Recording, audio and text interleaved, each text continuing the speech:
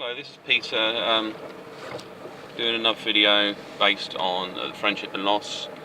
The first parts, well, part one covered the actual initial impact of a relationship breakdown, and then the other ones went into a little bit more detail, really,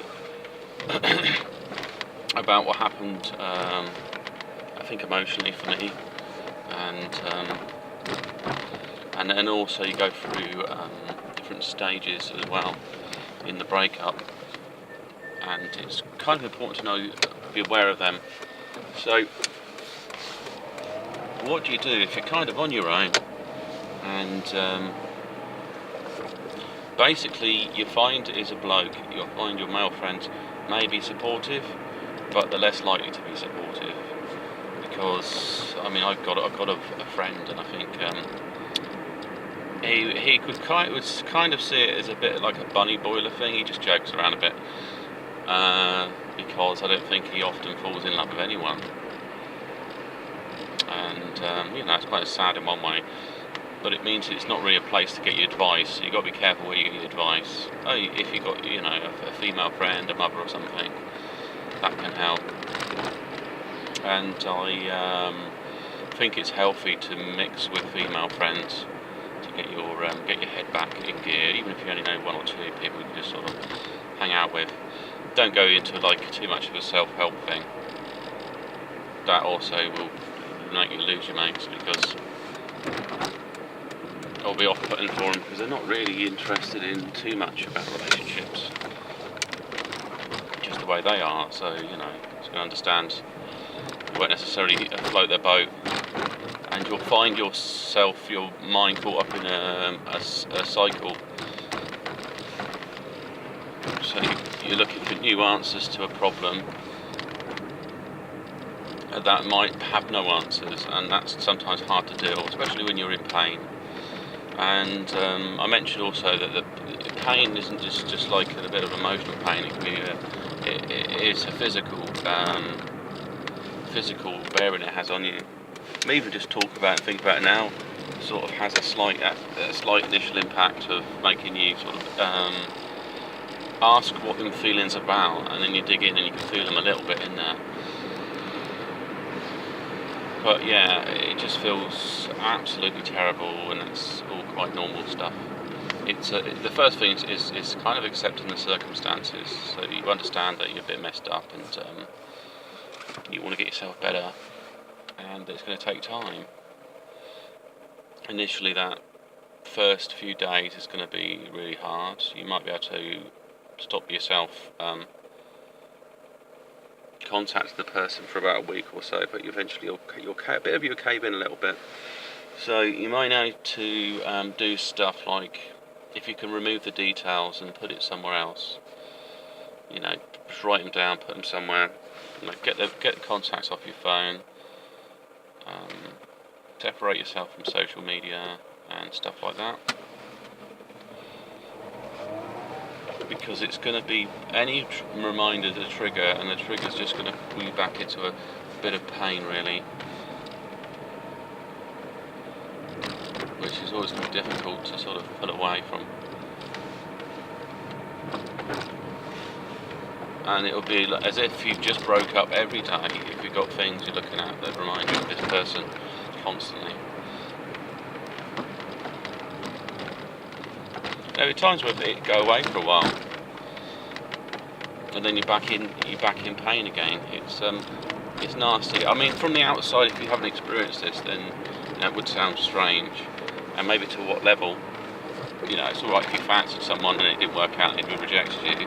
But if you had fallen completely in love with this person and you wanted to develop a relationship, and what they did is they cut you out of their life completely, it will come as such a big shock.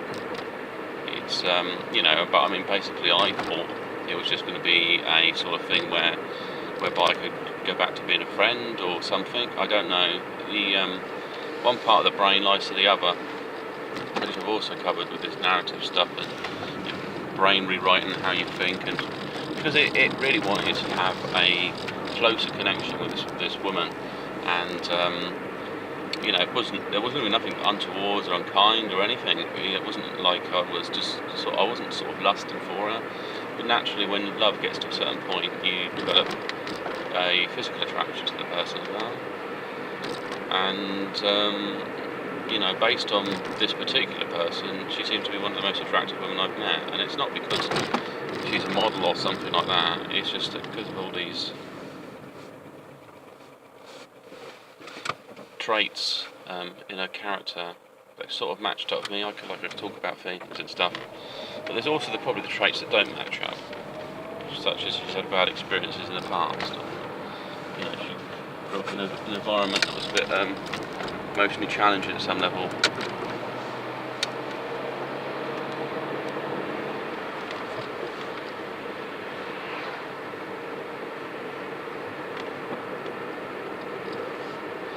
But maybe that added to the attraction. I mean, for my character, I'm quite caring, and I reach out to people. Probably reach out my way emotionally all the time. So just basic care, really, for people.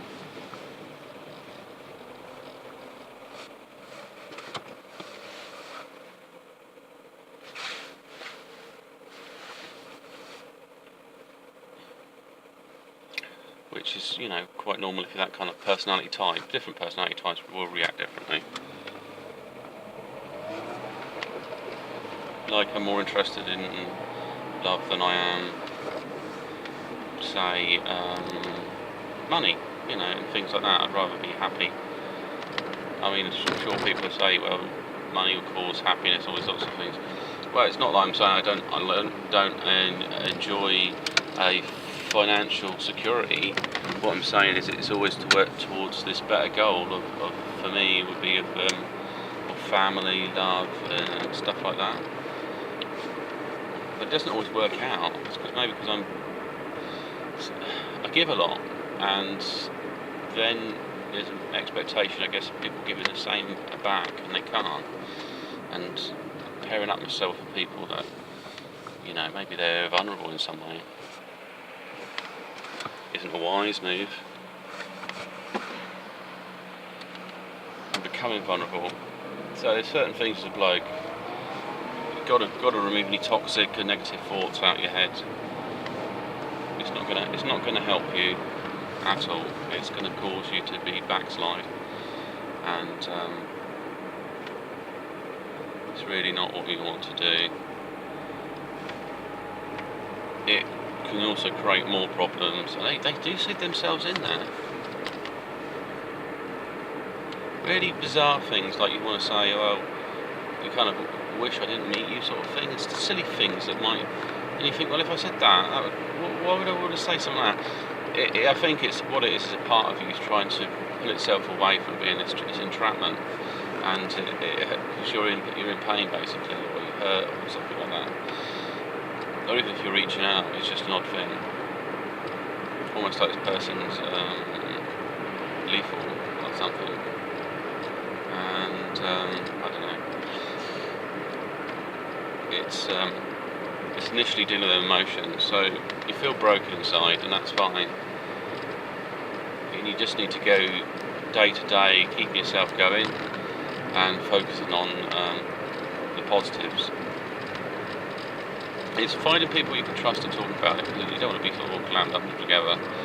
But then sometimes you have to. You can't talk to people about it all the time, and it's probably not healthy because your mind's just over focusing on it. But it can't, because you can't release it at first, because there's a sort of obsessive compulsive thinking, and that can get you into trouble as well. Like I mentioned, I put some envelope with crystals and stuff at this lady's door, because I was just unbearable at that point. It's like the point in apex, and I kind of was scared, so I did it, and I was like frightened, like what I could get done for this, and also what else could come of it. I don't think she obviously didn't, and but my anxiety and mental state of mind, this is the other thing about kind of synergy and people, is if you approach somebody with this kind of energy, then you'll affect them as well.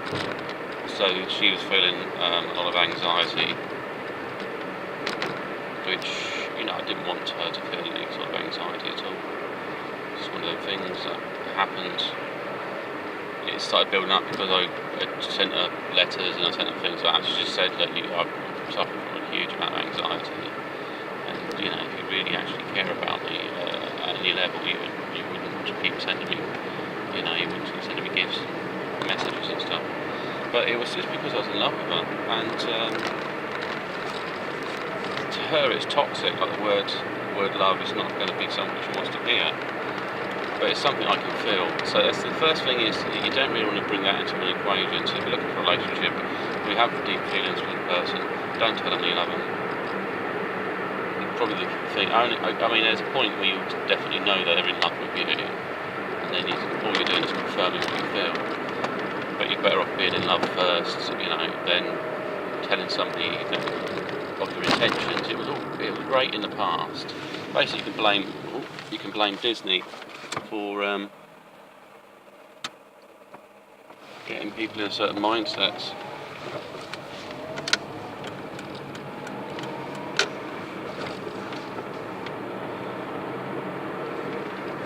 Because you've been sort of trained as a bloke. You're either this knight in shining armour, and you can fix all the problems in the world and stuff like that. It's nice, it's a good intention, but it doesn't really add up to reality. What women want to be doing is left alone to their own devices at a certain level, and just sort of support them, and when they want you to support them. And there's times when you might want them to just actually find their own way a little bit. Depends what it is they need. Because they've got to want you. If they don't want you, I mean, if you give them everything they need, they don't have any wants. They don't have any needs either. So they don't really like, well, oh, I don't even have to ask. He does this for me. So you'll be taken for granted. That's the same for any person. It's not gender specific. It's just what happens if you give someone everything they want. I mean, it's the same with children. You wouldn't just sort of give a child everything they want. Like I said, it would have an effect, wouldn't it? So it wouldn't be the greatest thing you could do. So I'm going off to a yoga group today, so that's something. And getting yourself back into your healthy mindset is that you need to go out, mix, mingle. Like I say, spending time with a few of my friends, good. I did that a lot. You know, I said to this person I knew, and he didn't mind. I told them initially what had happened, and then I just went there to listen to her. And listening to a woman, it seemed to make me feel better.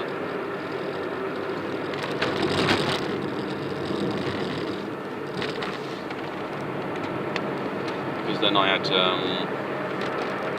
at least had female company. That's what I needed. And I didn't want the same female company all the time. And it's better to have something that's non-family. I mean, you might have a close bond with your sister or mother or something. Sometimes it's not really a need to do that, and you might get very judgmental feedback from your mother, which is actually not.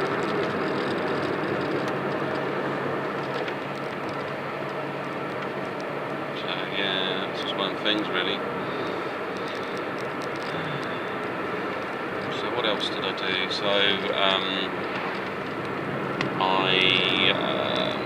it motivated me towards work. I had to use the energy of my feelings to do something constructive, and I focused on work basically. And I went out and saw this other job. I put my brave face on, and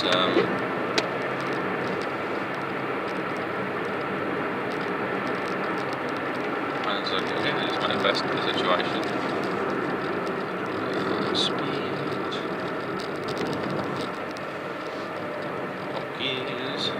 Yeah, so eventually I got this job because I was worried. I was building up arrears as well, and I was worried I'd lose my place. And I sort of shot myself in the foot because this female I was seeing, I was doing some work for her, and I now had lost that.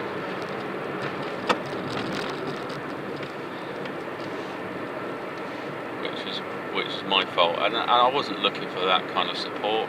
It was just there at the time when everything was great, but you're gone now. I'd actually done all this damage. And that's why telling someone how you really, really feel, and also being in this kind of la-la land, where your emotions are so high on these kind of emotional drugs like a crush. I don't know if... I'm trying to think if there's any way I can manage that better, and I don't know if I can. One of these sad realities of things that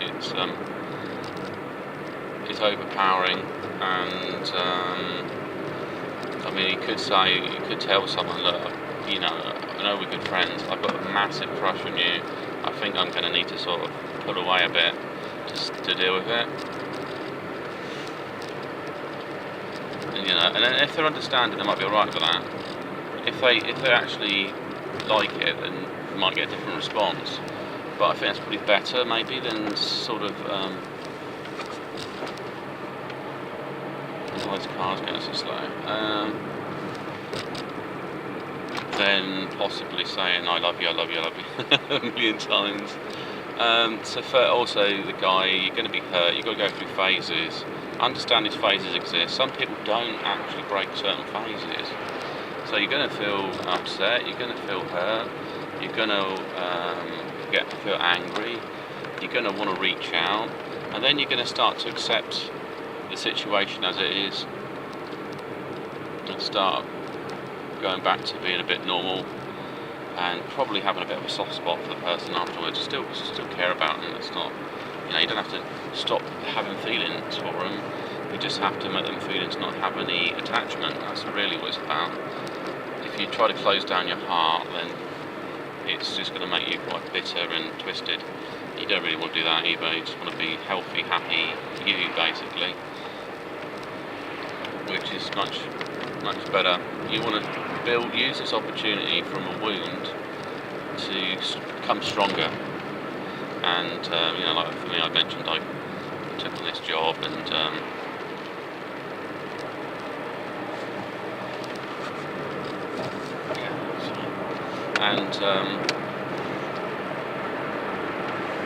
get my speed up. And then I also looked into dealing with my mental health, and I thought, well, how do I heal my heart? Heartfulness yoga seemed to be something I could sit there and, you know, a lot of these yoga groups, you don't have to be stretching and so on.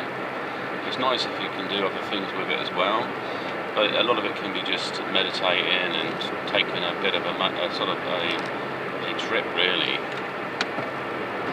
Like today, all I'll be doing is just sitting there, listening to my heart and feeling where it is and sensing that type of stuff. And it basically improves the neurological connections you have in your brain with your heart. That's the science of it. And the heart is obviously has an emotional relationship with your head. You control certain things. The heart is more active. The heart is the first organ that exists. One of the first, I think it's the first organ when you're being created, basically. So it's a primal driving force. So you need to sort of take care of it, and a lot of us don't, and that's why we've got a lot of baggage and stuff. I don't really have any baggage. I mean, there are subjects I might be a bit bitter about, but I don't really. I mean, it's so. You know, only this kind of, I would want this person back in my life as a friend, definitely. I understand that I can't be in a relationship with her because she's going through some stuff. She's not really able emotionally to give that energy, and she feels that she might be entering into a kind of an unhealthy relationship with me. So I don't want that. And there's things I think you might do, I don't know, sometimes it comes out anyway, like a bit of gaslighting, or you might have a slight bit of narcissism. It's not initially, it's just that you can't always be, I mean, for me, I can't have all my empathy switched on all the time. There are times when it lapses, and it's not false, it's not apathy or something, it's not I'm pretending I care, I do, but if you're caring all the time, it can weigh you down. There's times when you want to drift into the other bit, and dark humour and so on, and Yeah, so I've sort of thought back to myself. Like, oh, it doesn't mean I don't think I'm. I was thinking, crikey, is that narcissistic? Why did I do that? It's almost like a part of me wanted to destroy the foundations of something, and it wasn't really. It wasn't like I was cruel. She told me something, and I thought, and it seemed sort of surreal what she said. But maybe she wanted a bit more sort of. I'm sorry to hear that, because it's the past and you got over it and you're better. You don't always necessarily worry about that. So maybe it was a bit of dismissiveness. It wasn't me trying to be unkind necessarily. It didn't really measure in my mind the same way. So yeah, definitely work on yourself. That's it. Start to love yourself. Basically Thursday Valentine's Day, I took myself to the cinema, and I got myself a nice big hot dog, a nice drink, and I watched a good film that I was looking forward to watching. And the purpose of that really was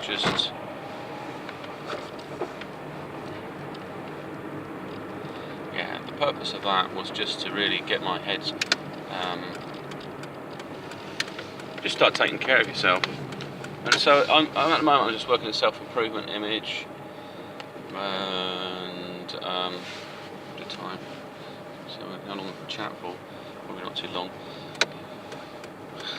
I have to do another video about anxiety and stuff, and more stuff about recovery. Anyway, this is Peter signing off, and speak to you soon.